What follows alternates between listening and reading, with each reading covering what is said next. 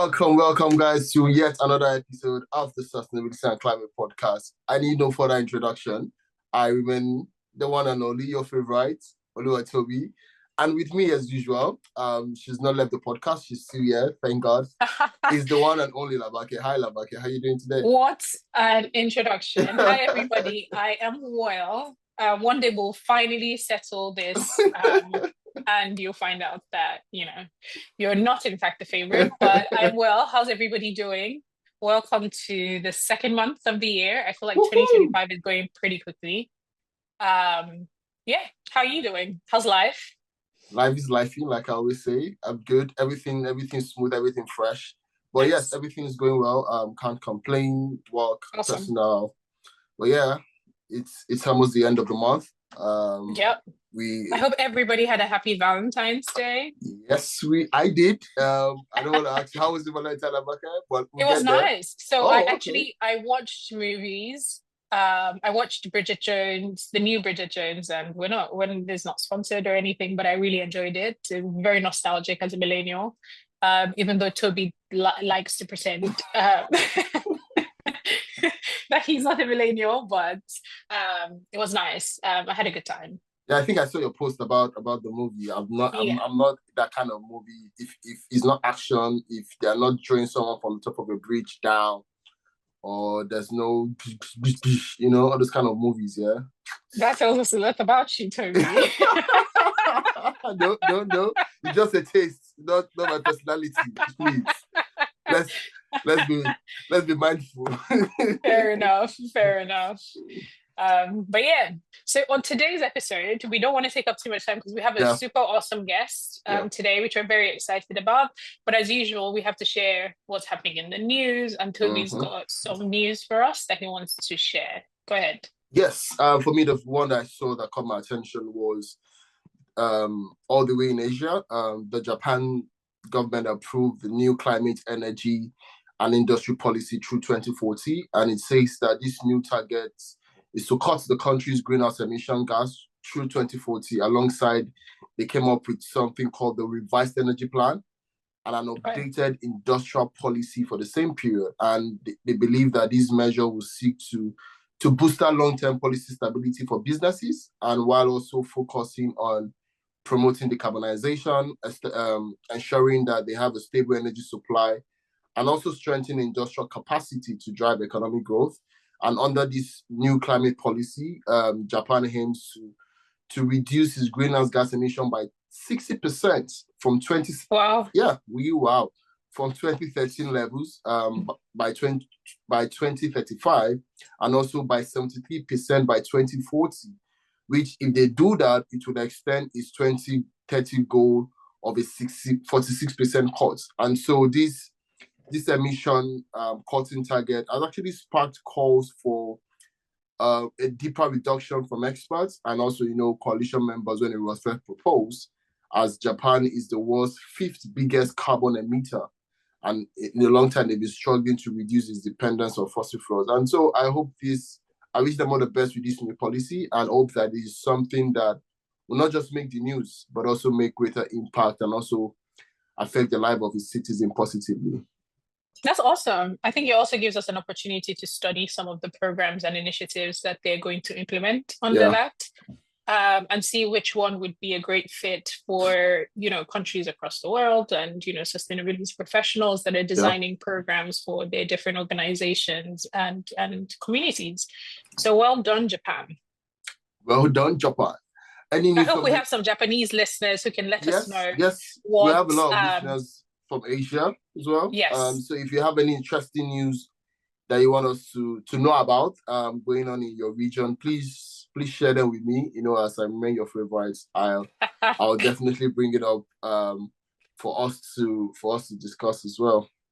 Awesome. Yes, we would love to hear more from our listeners. I know we've started posting on YouTube now, which we're getting a lot of you joining us on our YouTube channel, which we really, really appreciate. And you get to see us in real time as we figure out how to be visual podcasters as well as Yes. as well as audio podcasters, because this is very new to us, Yeah. new for us as well. So Yeah, thank you so much for joining audio. us. Yeah, when you're doing audio, you're not concerned about anything No. because you're just within your space. But now you have to be. Yes. Is my head in the right position? Is my But yeah, we're getting there. We're getting there. It's been an exciting journey for us. Seeing the reception that we've received from people who listen to us on Spotify and now also watch us on YouTube, and also referring us to people within the organizations. And massive thanks to all our guests that have come on the podcast for their support thus far. And we look forward to bringing you more interesting and enlightening guests. And guys, oh my God, the lineup Toby is and I amazing. are smiling. Toby and I are smiling because the lineup for season 3 is incredible. Yeah. I mean, we've had an incredible run of guests so far, and it just keeps like growing, and we're really, really grateful to our listeners, really, really thankful. I think being on the YouTube platform also creates an opportunity for us to engage with you a little bit more because there's a comment section in the video. So we'd love to hear from you. Would love to hear your feedback, who you'd like to see on the podcast, questions you maybe have for some of our guests. And people that you think we can bring onto the podcast and chat, and let's kind of curate these conversations together. But I just really, really wanted to say thank you to all our listeners who've joined us over on YouTube and are watching the visual podcasts. We still love you, Spotify listeners, obviously. Feel free to listen on both platforms. Yes, and also very big thank you to all our guests that have been on the podcast, and those also who have accepted our invitation to come, because it takes a level of trust for you to accept our invitation, and we promise to keep that quality in terms of our guests and conversation. Yes, we just want to say thank you guys, and just watch out. Like I'm so excited. I'm just trying to contain all the excitement. Yes. Stay tuned. We have epic conversations coming up. So, yeah. All right, guys. So we go straight, like you said, we have a very interesting guest today. So we don't want to bore you guys for too long, but we just want to go straight into today's conversation. And we have an amazing guest on the podcast today. So before you introduce her, Toby, we also wanted to highlight, as International Women's Day is coming up, which is the 8th of March, and the theme for International Women's Day this year is Accelerate Action, right? And before Toby tells you more about our wonderful guest today, we wanted to have somebody on the podcast who is a female leader in finance and sustainability as well, and somebody who can speak to that theme of, accelerating action for gender equality, not just in Africa, not just in any one region, but kind of globally. So I just wanted to kind of highlight that before he tells you who our special guest is. Yes, and our special guest today, see, Labake has given me the authority and the power to introduce our guest. 2 previous episodes, she has been taking the spotlight. I said to, as we're celebrating International Women's Month, it's also important that a man recognize and honor this wonderful guest.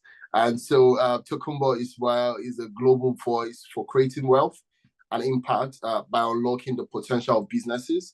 She's the co-founder and the managing director of Alitia Capital, a female-led private equity firm.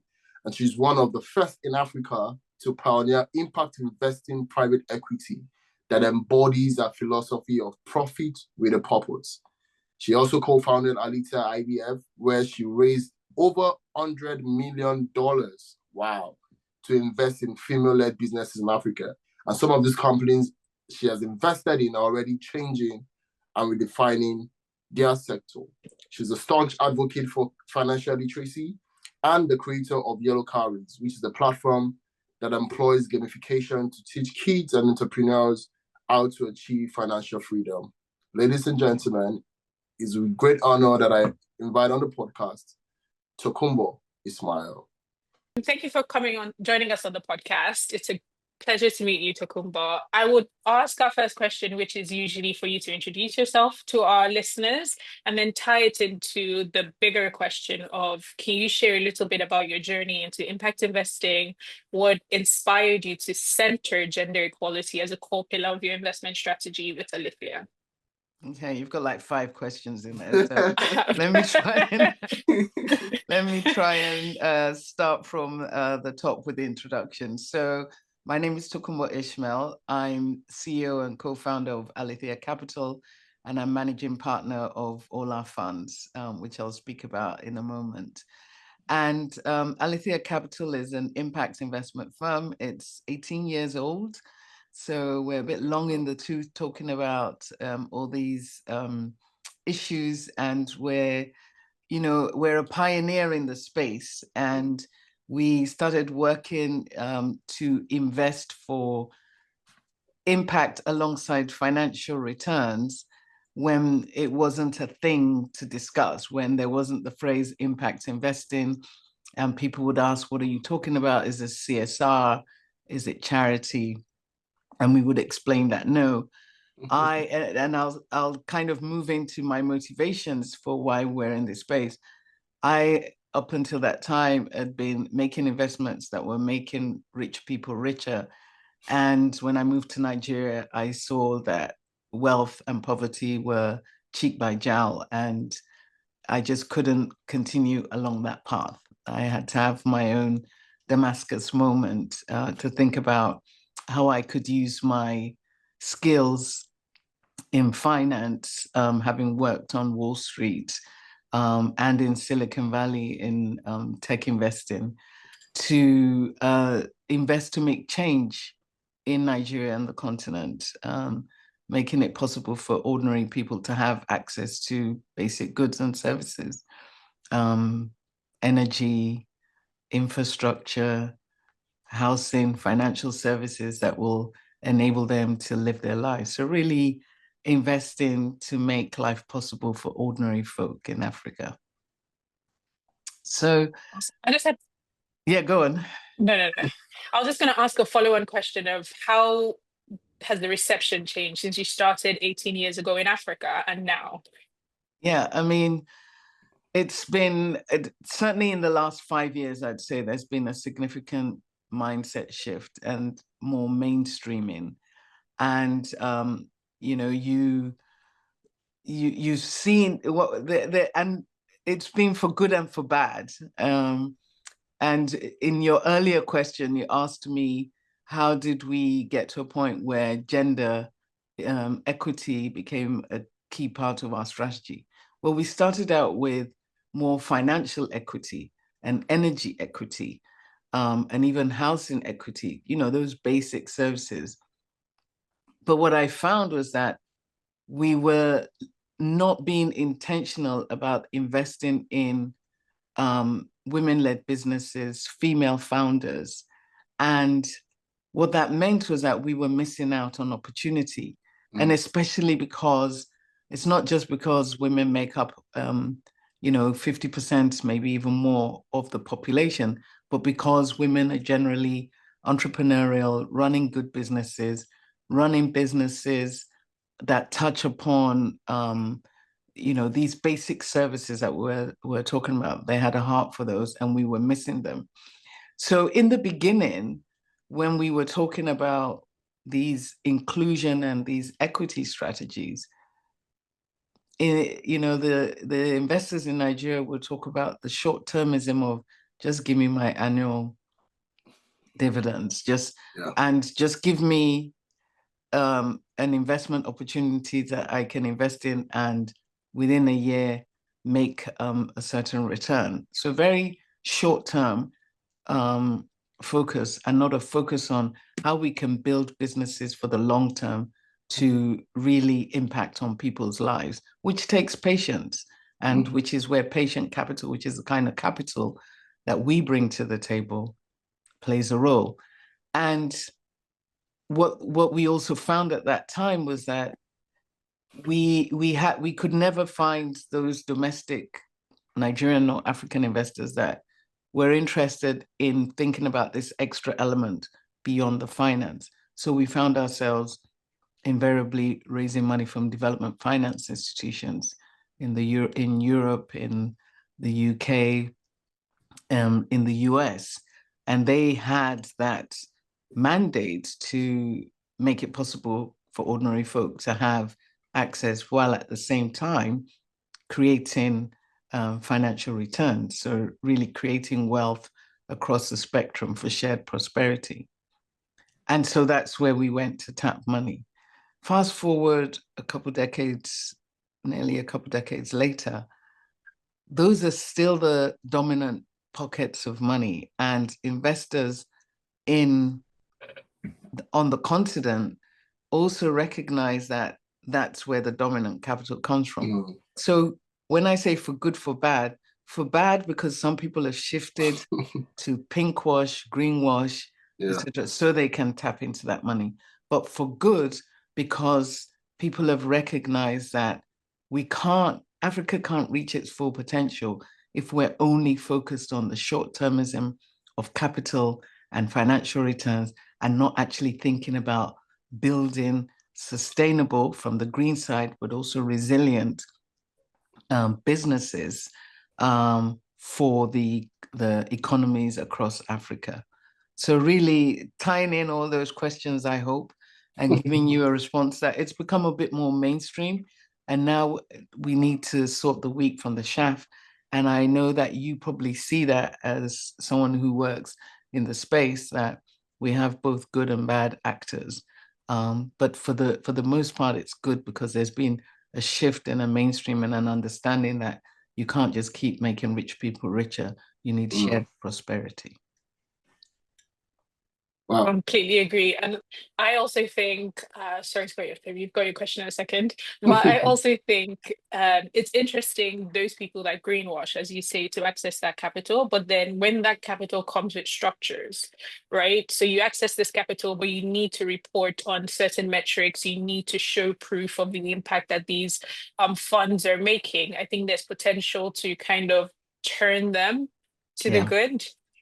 But those structures need to be in place, and the organizations that are funding these funders need to enforce and implement those structures to ensure that greenwashing might maybe be their intention in the start, but then it changes into a more kind of positive approach. Absolutely, and you raise a very good point, because you have a further shaking out for those that are willing to stay within those structures and do that monitoring and evaluation so that we can make sure that we are actually hitting the target, and those that think that it's unnecessary. Interestingly, I was on a panel earlier this week, I think, and a question was asked about, well, a number of founders that seek investment feel that it's onerous, the reporting requirements and the demands of having that consciousness around impact and even gender consciousness and the sustainability development goals consciousness. And I said, well, if you sit back and think of those requirements as just risks and not look at it from the opportunity angle, so not just think about them as challenges, but think about them as opportunity. So for example, when we did our first clean energy fund, we were working with a company a private company, and they were interested in just selling their gas product into the market. And we said, look, you're only selling to 1% of the population. If we right size and right price and right finance these products, you can sell to a broader percentage. And by working with them on that and the value chain of how products get to not just the wealthy in 12 kg cans, but also those who need to buy in smaller sizes because of their income level, suddenly the market opened up and suddenly they increased their customer segments and revenue targets. And that begins to make for better profit. So good business really is good business. And so looking at it from an opportunity lens rather than just a challenge lens, those that do that are the ones that make the shift or continue along the path. And those that are not able to make that shift are the ones that think of it as too onerous and drop out. I think that's, in a way, sounds great to me. But let's talk barriers in terms of the line of what you do, right? I will not say I'm a novice when it comes to investment capital, because that is not my space. But women-led businesses, they receive significantly less, 37% less funding than their male counterpart, right? And what will you say are the biggest barriers that are preventing women from accessing capital, and how can the investment ecosystem address this disparity? Okay, so first of all, there's bias that comes into play, and there's unconscious bias a lot of the times. Sometimes it's more conscious than unconscious. But when you think about the biases, you can split them up into what we call affinity bias and what we call performance bias. On the affinity bias side, it's a case where somebody is, as an investor, is seeking out people like them. They're hanging out in certain circles, they're hanging out in certain locations, clubs, and so they're meeting people like them, and they feel more comfortable backing and supporting people like them. Because as an investor, when you make an investment, you're backing a jockey, not just the jockey on a horse. And that's why we say investment is about the people, people, management. So unconsciously, you can gravitate to people that make you feel that they would be better managers of your money, because you think, oh, they went to the same schools, they speak the same way, you're like-minded, they must be better. But, you know, that brings a blind spot where you're not looking beyond people that are like you, the affinity, and thinking about people that have different perspectives, different ideas, different ways of doing business, who can still be good managers and be running businesses that are good investment opportunities. So if you bring it to gender, you know, all boys club, hanging out in the same place, you're doing the, you know, it's like, oh, Pally, I have this deal, and it's like, it facilitates the discussion. So to address affinity, first of all, people need to recognize that they are under that bias, but also we need to create more spaces for a mixing of those different perspectives, so that there can be meeting of minds for investments between people that are from different backgrounds, different educations, and investors need to be more intentional about seeking out people who are less like them, and businesses that are less immediate in their purview. The other side of unconscious bias is the performance bias, where again, and I'm not going to name any schools, but you went to ABC school, so therefore you must be better than someone who went to XYZ, or you have 1,000,000 degrees more than the next person, so you must be better. Or bringing it to gender, because you have presented as a guy who's more confident, who on first meeting will tell you, even though they only have, you know, a kiosk in Palms telling you that they've conquered Africa, whereas the person who probably owns, you know, 3 heavily trafficked retail locations, the woman is telling you that they still just have a small lifestyle business. So they're not speaking with the same bravado and confidence, and not selling their socks off, you may feel that they can't perform as well as the person who is less obvious. And so again, intentionality comes into play, removing the bias of ABC school being better than XYZ school, or ABC set of skills being better than one set of skills, and therefore that makes for a better entrepreneur or more trustworthy entrepreneur. So intentionality is at the key. And what the industry also needs to do is make sure that the people that are making investment decisions and allocating capital also have diverse perspectives. So you have a variety of perspectives, you have a mix of genders at all aspects of the investment value chain, from those that are making allocations into funds to fund managers who are investing in businesses, to the diversity of businesses that are available.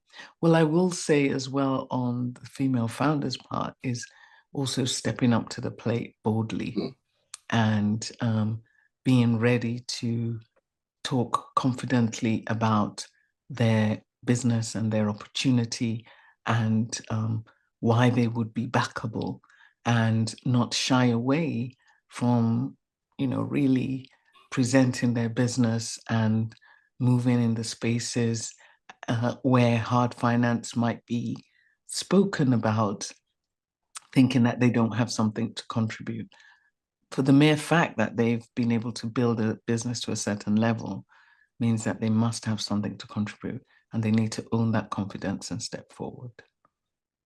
Owning the confidence. I think that's something that I've picked for this, and also intentionality as well, which are also very, very important. Yeah, it's definitely something I've picked as a female founder. I can identify myself in some of those things. You But shy it's also away like a wallflower.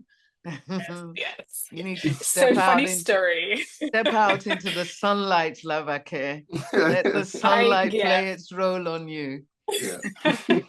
I have a really funny story about the wallflower. So my very first job out of uni was in, I'm not going to mention the name, but was in a big financial bank in Boston, and a VP at the time. So they had this culture, this coffee culture, right? Where you ask different people in the organization to coffee, and it's like networking, get to know people so people know who you are. And so I asked this VP to coffee, and literally, this is my first time meeting him, first conversation. He goes, "Nobody has time for shrinking wallflower." And I literally wrote it on a post-it note and put it on my desk to remind myself, nobody has time for a shrinking wallflower. Exactly. Yeah, but very interesting. And it doesn't always come naturally. And you just, again, intentionality plays a role. You say to yourself, I'm about to play a role, I need to step out. You take a deep breath and you step out and you go for it. That's a big lesson for all of us female founders. But it's so interesting that you highlight performance bias as well. And I was talking to a female founder as well who mentioned this bias in the investing space, but from a different perspective. So she said she had an investor ask her once that, "Oh, you have 2 children. Would you be able to manage your business if it scales?"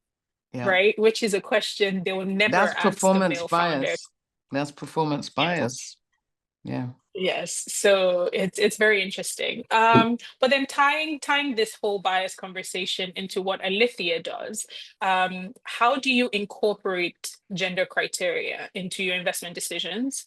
And what specific strategies do you employ to ensure that every investment is financially viable, but also promotes sustainable gender equity and, empowers women?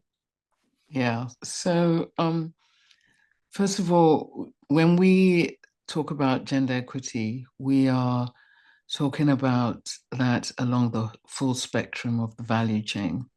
And we have a toolkit actually that we developed where we assess businesses based on ownership, leadership, employees, customer base. So really looking from the boardroom to the factory floor to the retail or wherever platform the product or service is being offered. So it's gender consciousness across the whole spectrum.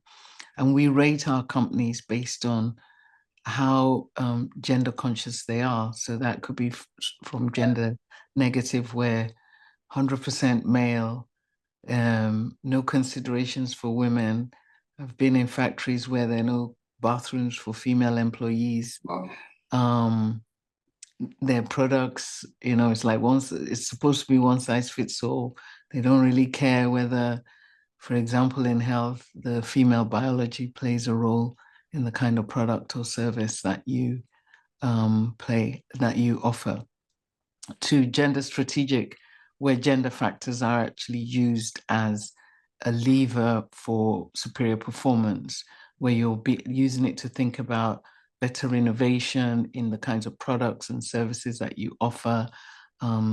So, for example, if you're a financial services company and you're operating in a manner that puts women off from coming into the branches, or indeed cultural barriers prevent them from coming in, you don't have female agents that can help sell those products, or if you just have, or you make the switch to ensuring that you have female agents to sell those products, and you make the switch to ensuring that the teams that are thinking about the products and services have diverse perspectives, so that they can innovate around the best types of supply chains and products that can be in place.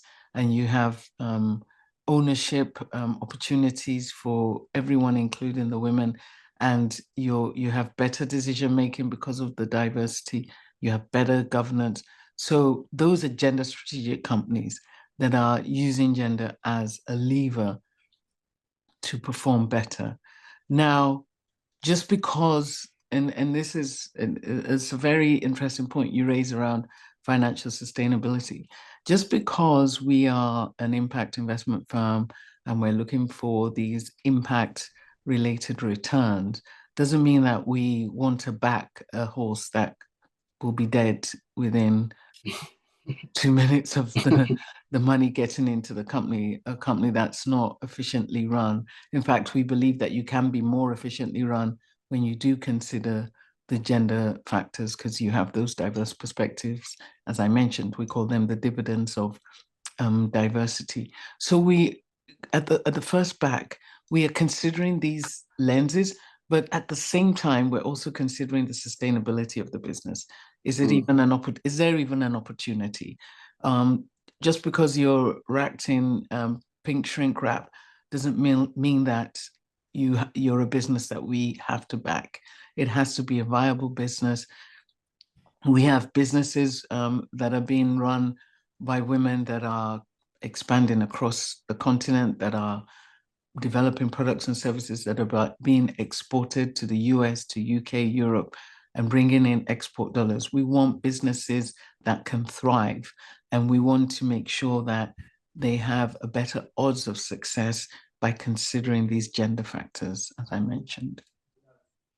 And that's like, I'm just having some thinking about what you said, and this episode is a very special episode because we are celebrating International Women's Month, and for us this is a very interesting and important topic for us to have on the podcast. And still on the lens of gender, how can integrating gender-focused strategies into climate initiative accelerate economic growth on the continent of Africa?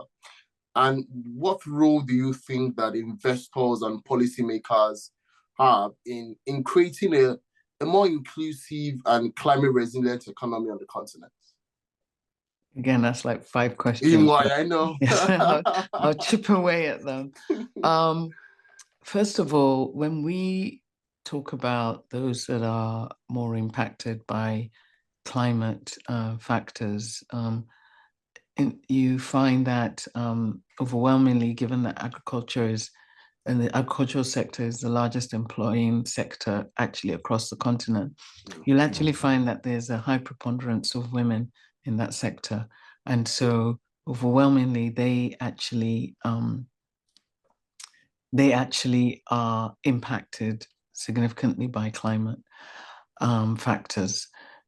like as we've seen the hazardous climate, droughts, rain, floods, etc. But also where communities have not made the shift to clean energy, for example, and maybe they're still using firewood for their lighting and energy and lighting and cooking needs. It's the woman that tends to fetch the firewood. So there's drudgery there, and it's women and girls. So there's an overwhelming impact when you look at how climate affects the genders. You find that women actually take on a considerable part of the burden. And if a woman is cooking with firewood, for example, she's the one, and it's usually the woman that's cooking, she's the one that's inhaling the dirty fuel, and the baby on her back is actually inhaling the dirty fuel, and it's actually a significant cause of infant mortality when we talk about clean versus dirty energy. So when we are looking at households and thinking, how can considering gender factors play a role in enabling Africa to embrace climate adaptation for a better Africa, we're looking at the uses in the household overwhelmingly. So that's lighting, that's cooking, and then you're looking at transportation. And I've just mentioned about lighting and cooking, where women are overwhelmingly impacted. When you think about how we make the shift, the energy transition for those two uses, and if you think about then layering on for transportation, which is where over all communities, everyone in the community is being impacted, you can see how we can make a shift for the well-being of everyone. If you're sick, you can't go to work. So if you're impacted by the source of your lighting and your cooking and your transport, if you're impacted negatively, that has an impact on how you can actually just live life. So when we think about gender factors with climate, we're thinking more about energy access and energy efficiency. So we're not thinking, oh, it's just about, reducing carbon. We're taking it down to the individual. And we're taking it down to how do we make it safer for that woman to cook in her household, for her and for her infant, but primarily because they're the ones inhaling. How do we reduce the drudgery on her having to fetch for the firewood, for lighting, for cooking? How do we give her access to energy that reduces that drudgery, that improves the health of the household, and that then frees up time for her to potentially run her own business, have more time for productive activities. So we're looking at it from the individual level and how energy access plays a role. On the energy efficiency side, with all our businesses, we see that by making that switch to clean energy, we can shave off 30% of costs, the cost of doing business. So, and again, because we are sort of more focused on those sectors where women are operating overwhelmingly, agro-processing, manufacturing, financial services, we are seeing that we're able to change the cost dynamics in those businesses with the energy efficiency, and therefore create more resilient businesses that can go on to offer or create jobs. So for us, it's not, we have to break it down. It's not just this climate and, carbon pollution. It's what is the individual doing? And in those activities, we see how we can make it a better, more productive environment for the women, a healthy environment, and also for the children. and also in their businesses, giving them the infrastructure to have more resilient businesses. Amazing. So technology is known to be an accelerator of development. I mean, it has its negative sides, but it's generally known to be an accelerator of development. And it is one of the cornerstones of your investment approach, right? Mm-hmm. So how do investments in technology help drive gender inclusion and empower women in Africa, not just entrepreneurs, but them included, while also addressing broader systemic challenges?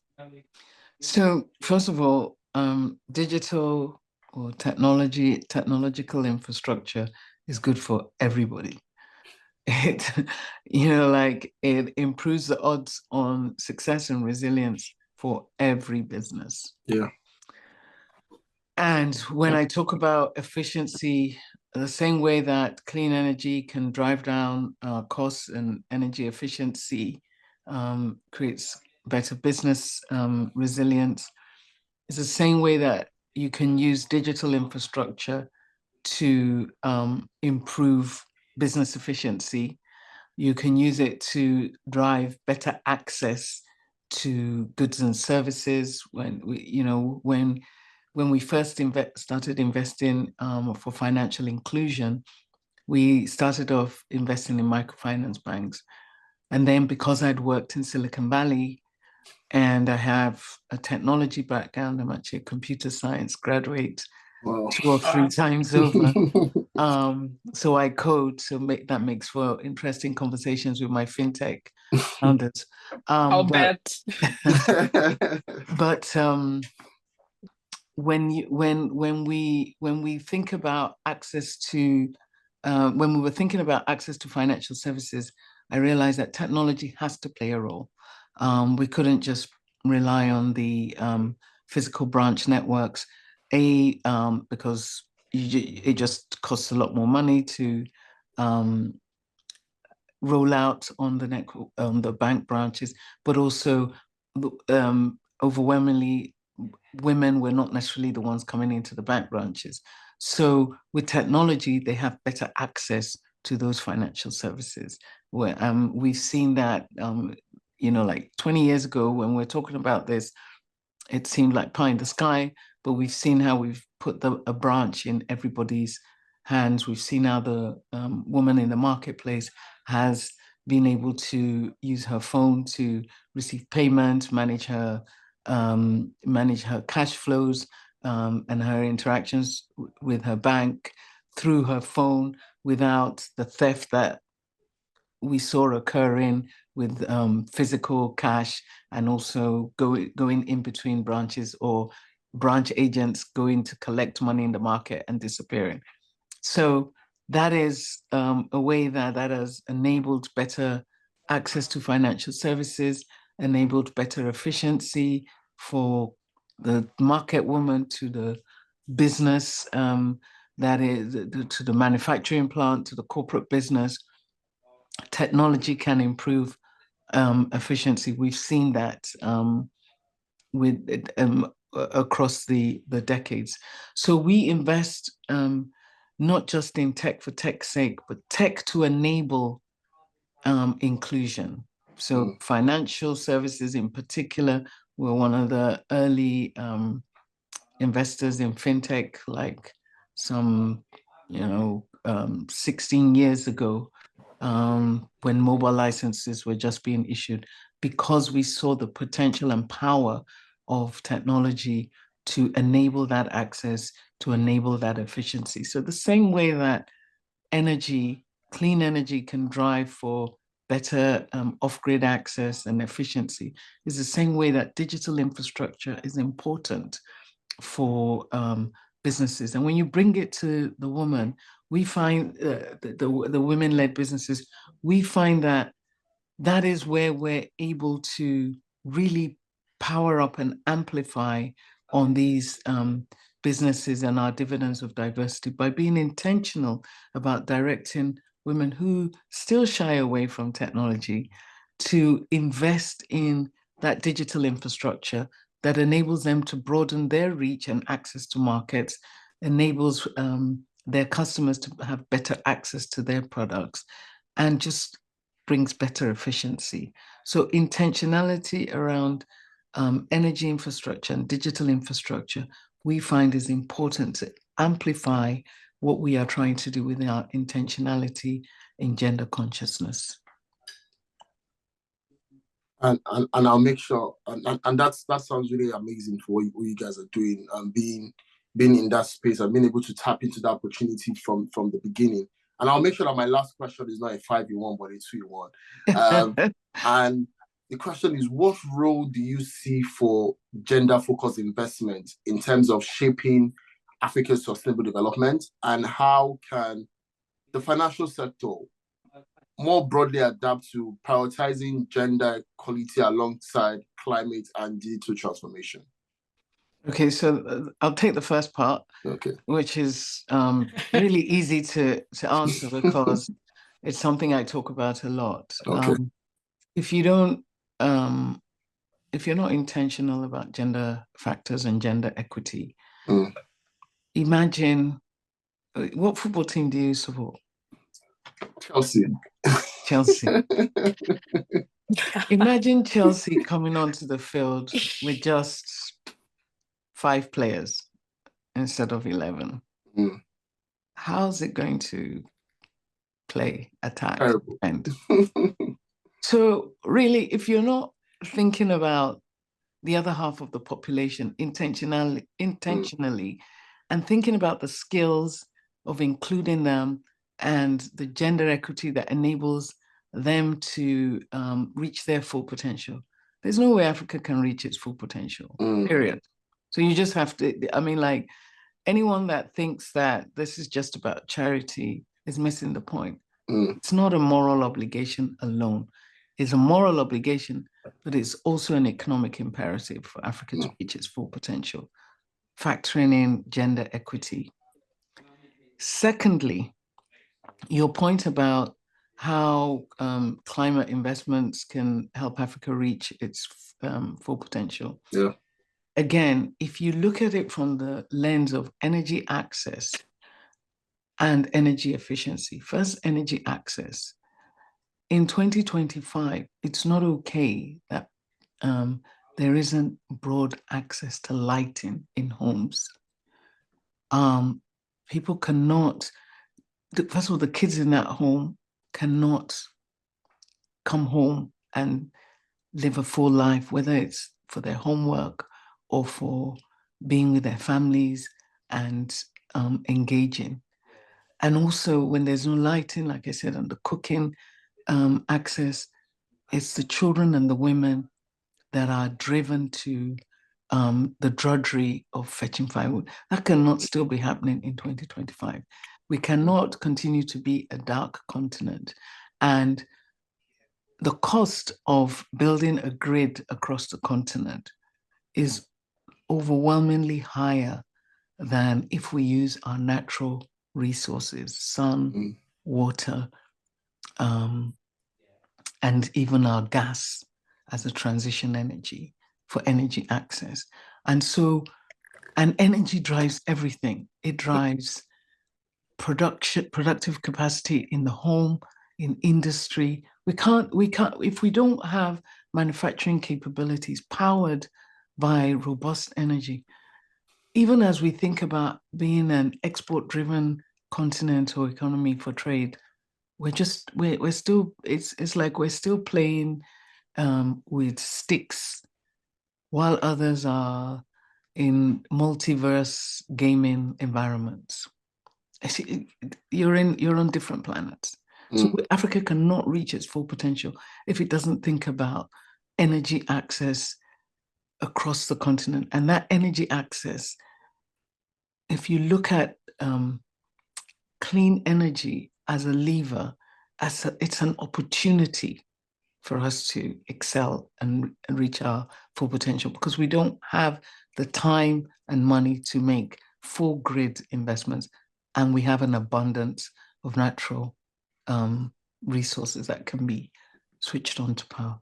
And then efficiency, I've spoken about that already. energy efficiency will come with that transition. It's cheaper and it's going to be more accessible and affordable. So factoring in climate matters is not just about the the trendiness of being green. It's really about how we're touching lives and enabling people to be productive for a better Africa. Touching life and productivity. Interesting. Thank you. And before Labake asks a question, I love the fact that you use football to pass in your point. And I thought that might be easier to grasp for everybody. and just out of it's a passion for everybody. Fair enough. And out of curiosity, what football club do you support? Let me show my colors here. I have an idea. I don't need to go home. That's right. Let me just protect my heart where I am. I already know, so that's fine. I think I'm the only one that usually answers. I think I'm the only one that usually answers that question with whoever's at the top of the league. Oh gosh, come on, fair weather fan. Yes. Yes. So great conversation so far. As we're kind of wrapping up, what emerging trends do you see in gender lens investing? And how do you think these trends will transform the impact investing landscape in Africa? And to stay on course, we have multiple questions in one. What advice would you give to investors, entrepreneurs who are passionate about leveraging finance to drive gender equality and sustainable growth? Okay, let me try and answer all of that in one. You guys are your multi-part questions. So, when we first started talking about gender lens investing, and we would talk about the fact that we are considering gender factors right from ownership, leadership, employability, through to products and services, people were like, oh, that's too much. Just think about changing the narrative for female founders. And we're like, no, it's you have to start with the top, yes, but it has to sweep through the company for us to really drive for better companies and the dividends of diversity. And it's taken a while, but people have come around to that. And, you're now seeing people talking about gender factors across the full spectrum. Now, as we have, actually it's the 10th year of our gender fund, and we're raising another one. And now with this next generation, we actually use the term amplify, that to amplify the gender consciousness, we need to be intentional about the infrastructure that enables these gender conscious businesses to thrive. And we've spoken about them throughout this interview. It's that digital infrastructure, it's that climate adaptation with the energy infrastructure. If I can talk about our big businesses, our manufacturing concerns, where just switching to bio-waste and green hydrogen in some cases, the costs have literally been halved.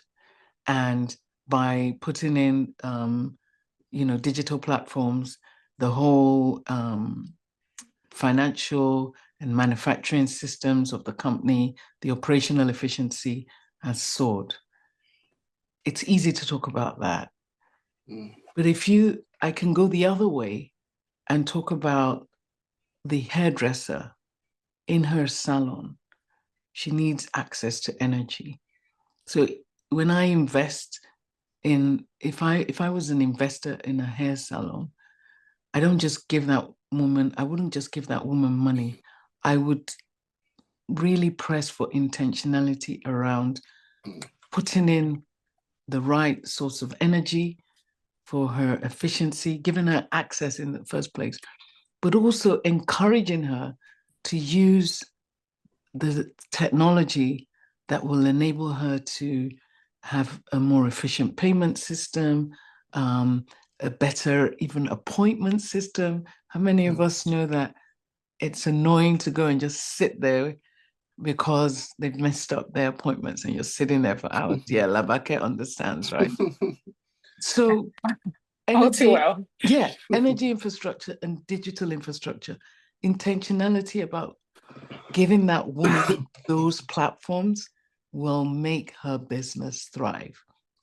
And so for me, what's next is around making sure that every business, and particularly female-led businesses, because women shy away from that tech and that energy aspect, making sure that we invest for them to have the infrastructure to thrive and amplify their businesses is where I see the next wave going.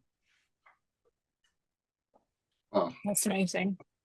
I hope everybody is listening. Yeah. And so that touch just from the small business owner to businesses, I can't say it enough. If we don't have the right tools and infrastructure, Africa cannot reach its full potential. If we don't play with our full football team, Africa cannot reach its full potential. We need to push and be intentional to make the investments for Africa to thrive. Wow. I guess I also, before Toby finishes, yeah. I also just wanted to pull the thread on the comment you just made that really highlighted supporting, female businesses in kind of figuring out what are some of the things that they need access to, some of the resources, whether it's technology, whether it's personnel, that would help their business, the potential of the business that they already have would help that business thrive. And I think that support factor is a really, really important factor in making even more female led businesses more viable. Right, Absolutely. That access to resources is disproportionately shared. Yeah. And some female businesses that are not quite as successful as maybe their male counterpart is not necessarily because of the gender, but it's because of the impact of the gender divide. So that thread of support is a really, really important one that I wanted to pull. Absolutely, absolutely.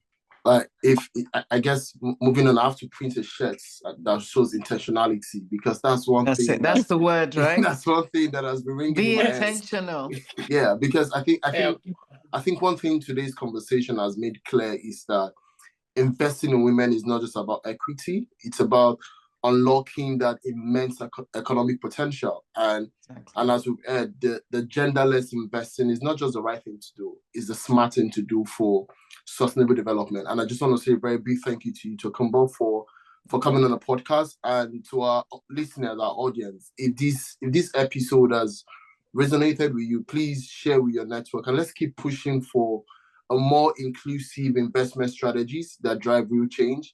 And until next time, guys, let's continue to amplify its voice, one conversation at a time. And a very massive thank you to Tokunboh for coming on the podcast. And we look forward to knowing and reading more about the amazing things that you do, and also the things that your company does as well. And one thing we forgot to mention, guys, that Tokunboh also sits on the board of the Extra Prize as well, which is an amazing organization. And I just say thank you so much, Tokunboh. Labake, I don't know if you have anything you want to say before we close. No, just a big thank you. A big thank you. I personally am a huge fan of Alethea Capital and the work that you're doing in the gender lens investing space in Africa. And we'll definitely share more about, your new fund as you have incredible announcements, as I'm sure would come. Excellent. And I look forward to keeping in touch with both of you. You're both very inspiring. Yes. And thank you so much. I can't wait to hear more about the work that you're doing. And I'm keeping tabs on you now that you're in my purview. Thank you so much. Thank you. All right. Thank you so much. You take care now.